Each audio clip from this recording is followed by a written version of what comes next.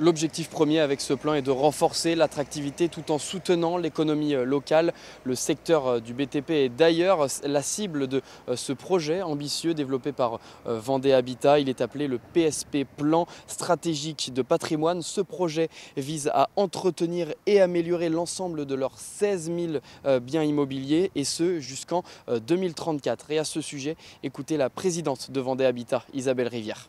120 000 € par jour pendant 10 ans, c'est absolument énorme.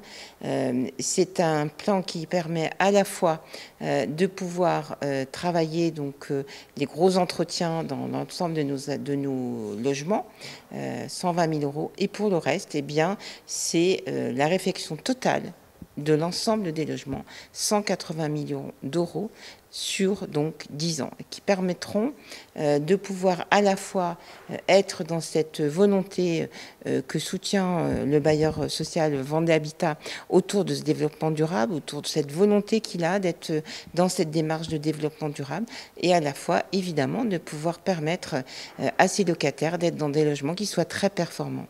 Autre enjeu de ce plan de 300 millions d'euros jusqu'en 2034, la décarbonation progressive du parc immobilier. Le bailleur social s'engage à une réduction de l'empreinte carbone sur la totalité de ses biens. 53% d'entre eux sont classés D ou inférieurs, dont 2% F et G.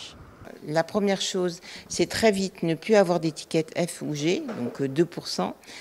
Et puis ensuite, c'est de pouvoir monter effectivement les logements et les placer d'une classe à une autre pour le plus grand confort de nos locataires. Et notamment, par exemple, de façon très concrète, pouvoir supprimer de façon définitive toutes les chaudières fioul.